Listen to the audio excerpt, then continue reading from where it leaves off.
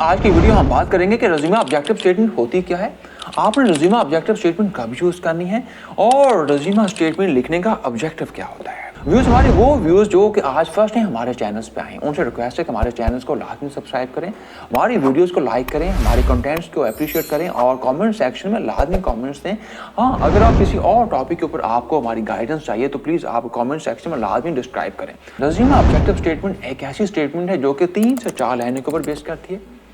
और एक ऐसा सेंटेंस है जिसमें हम बताते हैं, जिसमें हम एम्फसाइज करते हैं क्वालिफिकेशन और स्किल्स के ऊपर और हम अपनी टारगेट कंपनी को बताते हैं कि मेरी क्वालिफिकेशन और स्किल्स कैसे उस कंपनी को बेनिफिट देगी या फिर मैं एज ए न्यू एम्प्लॉय आपकी कंपनी में आके कैसे आपको सपोर्ट करेंगे। इसमें इसका ऑब्जेक्टिव रेज़्यूमे ऑब्जेक्टिव स्टेटमेंट लिखने का की ऑब्जेक्टिव ये होता है कि आप पोटेंशियल एम्प्लॉयर को कन्विंस करते हो, बताते हो कि आप अपनी क्वालिफिकेशन को और स्किल्स को और अपनी एक्सपर्टीज़ को कैसे यूज़ करेंगे उस नई कंपनी में या फिर नई जॉब पे आके। अब अगली चीज़ बहुत इंपॉर्टेंट है कि आपने रेज़्यूमे ऑब्जेक्टिव स्टेटमेंट यूज़ कब करनी है। Because most of the time हम इस चीज़ को रिव्यू करते हैं, अंडरस्टैंड करते हैं, देखते हैं कि स्टूडेंट्स या प्रोफेशनल या जॉब सीकर जो कि जिनके पास एक्सपीरियंस होता है या जो फ्रेश होते हैं वो रेज़्यूमे स्टेटमेंट या रेज़्यूमे ऑब्जेक्टिव स्टेटमेंट को सेम यूज़ कर रहे होते हैं। अब आपने use resume objective statement use कब करनी है। अगर आप एक स्टूडेंट हैं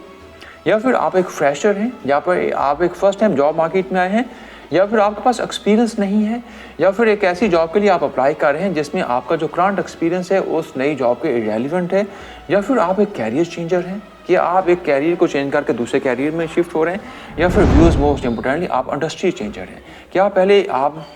टेक्सटाइल की इंडस्ट्री में जॉब कर रहे थे, आप फार्मास्यूटिकल में आ गए हैं या फिर आप फार्मास्यूटिकल में थे, आप ऑटोमोबाइल्स पे आ गए। तो व्यूज़ यही वो की एरियाज़ हैं। अगर आप इनमें से किसी भी एक कंडीशन पे फॉल कर रहे हो तो आपने व्यूज़ जो स्टेटमेंट यूज़ करनी है उस स्टेटमेंट का नाम क्या है, रेज़्यूमे ऑब्जेक्टिव स्टेटमेंट। अब आपने रेज़्यूमे ऑब्जेक्टिव स्टेटमेंट लिखनी कैसे है या इसका कौन सा गोल्डन फार्मूला क्या है। अब अगली वीडियो में हम आपको बताएंगे कि इसका मोस्ट इंपॉर्टेंट गोल्डन फार्मूला बहुत से सादा और सिंपल अल्फाज में।